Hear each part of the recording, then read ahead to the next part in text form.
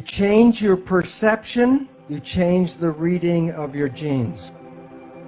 If someone tells you you're going to have a disease and you believe that, then you can create the disease. So when you look at yourself, you're not a single entity, but you are a community of 50 trillion cells. But it's important to understand the word community. Every cell is intelligent, but when they're in a community, they give up their personal intelligence and respond to the central voice. In that community, that a cell must follow what the central voice is. And if the central voice says to die, the cells will die. The central voice is the mind. There are signals from the environment, the internal and external environment. The brain, the function of the brain is to perceive the signals and then interpret those signals and then send the information to the cells to control the behavior and the genetics. So the function of the brain is perception, and from that creates the mind. Now, we have heard of something called the placebo effect, right? The placebo effect is when you have a very positive thought that something can heal you, even if it's a sugar pill, but you believe it's the real medicine, then you can heal yourself with that. So the pill didn't heal you, it was the thought that healed you. Statistics reveal that 1/3 of all medical healings, including surgery, are the result of the placebo effect. And this is what medicine does not tell you, is that there is negative thinking, and it's called the nocebo effect. And in the same power that positive thinking can heal you, negative thinking can kill you.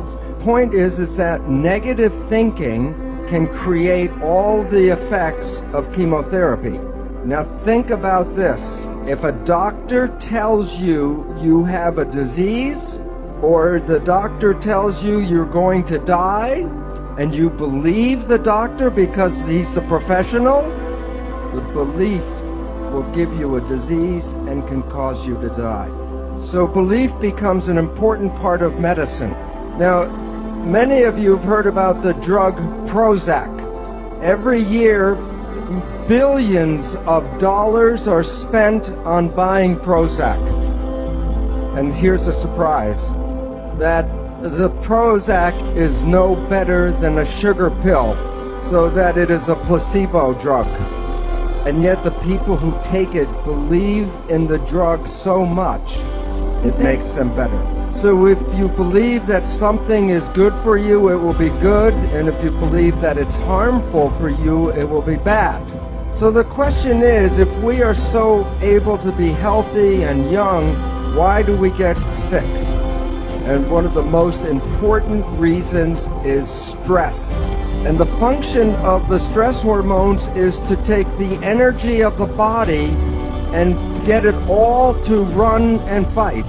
So the stress hormones will shut off the functions of things that will not be needed in fight or flight. One of the most important uses of energy in the body is the immune system. Stress hormones shut off the immune system.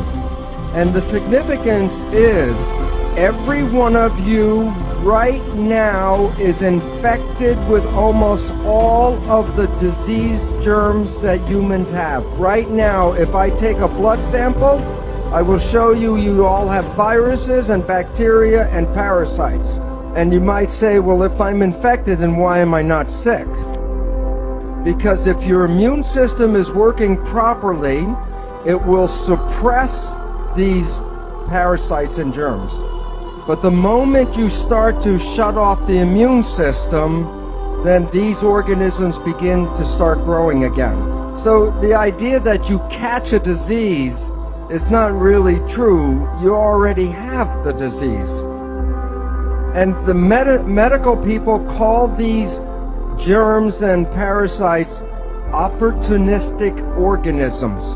So if you are under stress and you shut off the immune system, then you give these organisms the opportunity to then make the disease.